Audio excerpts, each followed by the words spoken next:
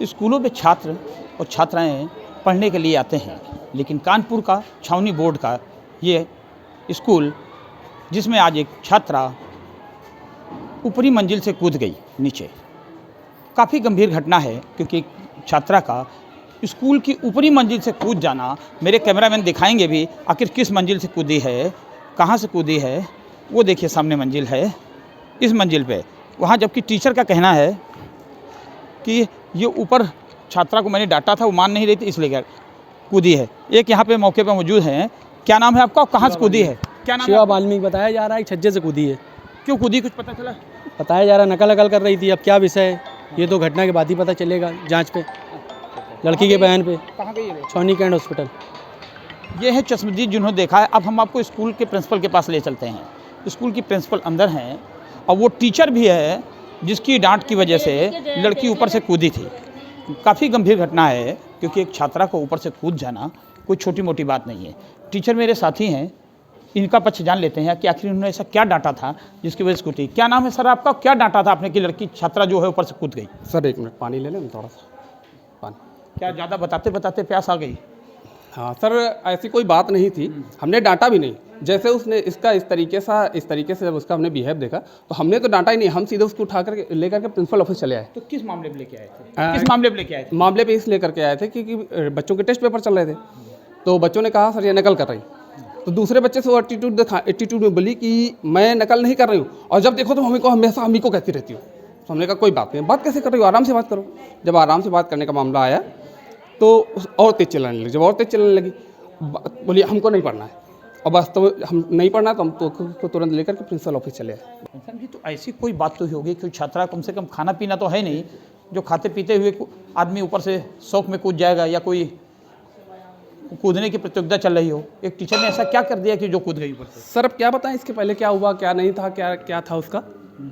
जो मेरे साथ घटना घटित हुई जो मेरे सामने हुआ वो मैंने बता दिया आपको।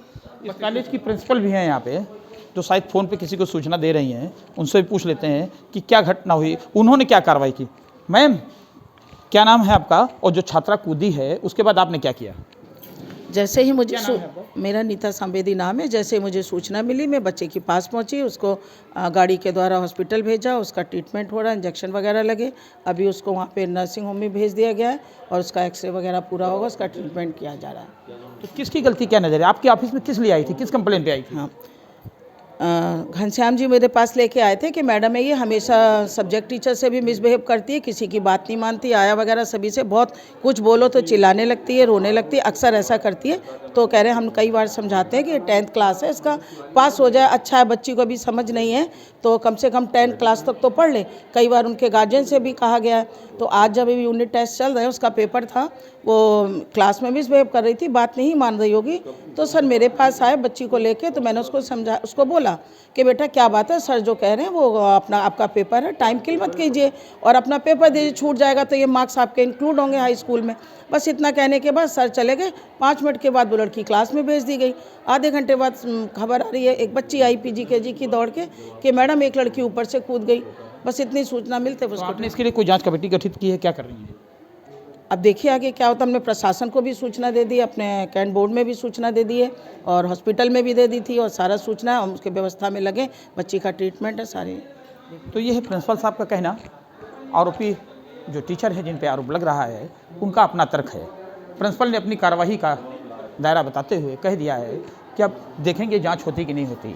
बच्ची हॉस्पिटल में है, स्कूल के बच्चे लाइन से चले जा रहे हैं। देखिए, इन्हीं में एक वो बच्ची थी जो यहाँ पढ़ने के लिए आई थी, लेकिन टीचर ने ऐसा जाने क्या डाटा है कि वो लड़की एकदम ऊपर से कूद गई, ऊपरी मंजिल से, और उसकी हालत कैसी है, अब क्या होगा ये देखने वाली बात होगी। लेकिन सवाल एक गंभीर है कि जो बच्चे स्कूल में पढ़ने आते हैं, संवेदनशील होते हैं, उनको अगर उनकी गलती भी है तो डांट करते समय कम से कम टीचर को इतनी जिम्मेदारी बरतनी चाहिए कि उसके मनोदशा को समझ करके ही उस पर एक्शन करना चाहिए। अगर इस बच्ची के पैरों में जहाँ तक बताया जा रहा है जिस तरह चोट आई है, उसका भविष्य अगर ख़राब होगा तो इसकी जिम्मेदारी किस पे होगी? कि स्कूल ही छात्रों का भविष्य बनाता है। अगर उसी स्कूल में बच्चे की ज़िंदगी का भविष्य ख़राब हो जाए तो उसकी जिम्मेदारी किस पे होगी? देखना है इसमें आगे प्रशासन क्या कार्रवाई करता है। रंजय सिंह, कानपुर तक।